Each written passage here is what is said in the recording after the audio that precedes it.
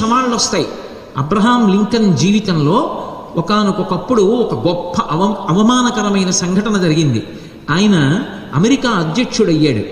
ధనవంతుల్ని పారిశ్రామికవేత్తల్ని కూర్చోబెట్టి సమావేశాన్ని నిర్వహించి అధ్యక్షోపన్యాసం చేస్తున్నాడు. అమెరికా అధ్యక్ష పదవి అంటే అంత సామాన్యమైన పదవి కాదు. దేశంలో పెట్టుబడులు పెంచడానికి వాళ్ళని ఉద్దేశించి ప్రసంగిస్తున్నాడు.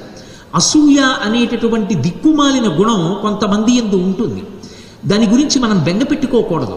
తాను వృద్ధిలోకి రాలేడు, అవతల వారు ఎలా వృద్ధిలోకి వచ్చారో చూసి నేర్చుకోలేడు, కానీ అవతల వారిని బాధ పెట్టే ప్రయత్నం చేస్తుంటారు. అటువంటి దుష్ట స్వభావం మనిషి పెంచుకోకూడదు. అబ్రహాం లింకన్ దేశాధ్యక్షుడయ్యాడని ఆయనని బాధ పెట్టాలని ఒక ఐశ్వర్యవంతుడు ఆయన మాట్లాడుతుండగా లేచి నిలబడి కాలికున్న బూటు విప్పి ఎత్తి పట్టుకుని అన్నాడు, లింకన్, నువ్వేదో పెద్ద గొప్పవాడిని అనుకుంటున్నావు, దేశాధ్యక్షుడిని అనుకుంటున్నావు. నీ తండ్రి మా ఇంట్లో అందరికీ బూట్లు కుట్టాడు. ఇదిగో నేను వేసుకున్న బూట్లు మీ నాన్న కుట్టినవి. నాకే కాదు, ఈ సభలో ఉన్న ఎందరో ఐశ్వర్యవంతుల యొక్క బూట్లు మీ తండ్రి కుట్టాడు. నువ్వు ఒక చెప్పులు కుట్టేటటువంటి వాడి కొడుకువి. ఆ విషయం గుర్తుపెట్టుకో. అదృష్టం కలిసి అధ్యక్షుడవయ్యావు. ఇవాళ మమ్మల్ని ఉద్దేశించి ప్రసంగిస్తున్నావు అన్నాడు. ఒక్క క్షణం నిర్లిప్తుడైపోయారు అబ్రహాం లింకన్. ఎంత అధ్యక్షుడైతే మాత్రం అనరాని మాట, వినకూడని మాట వినపడిందనుకోండి, క్షణం పాటు నిస్సత్తువని పొందాడు. కానీ అది సంస్కారం అంటే, అది శీలం అంటే. అవతలవాడు ఒక మాట అంటే ఆయన తలుచుకుంటే వెంటనే పోలీసుల్ని పిలిచి అరెస్ట్ చేయించవచ్చు. కానీ ఆయన అలా అనలేదు. ఒక్క క్షణం తేరుకుని 2 చేతులు ఎత్తి నమస్కారం చేశాడు.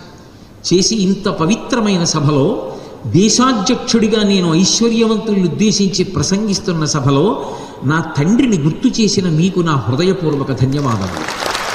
నిజమే, నా తండ్రి బూట్లు కుట్టిన మాట వాస్తవం. మీ ఇంట్లో బూట్లు కుట్టారు, మీ ఇంట్లో వారికి కుట్టారు, ఈ సభలో ఎందరికో కుట్టారు.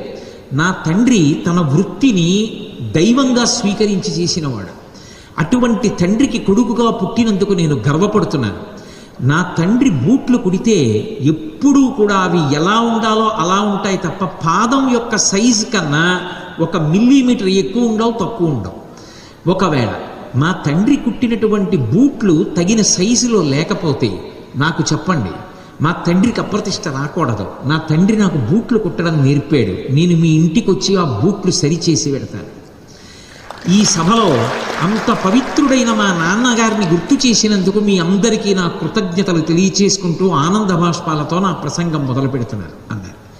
ఇంతమంది ఆయన్ని గేలి చేద్దామనుకున్న వాళ్ళు సిగ్గుతో తల ఉంచుకుని ఆయన నుంచి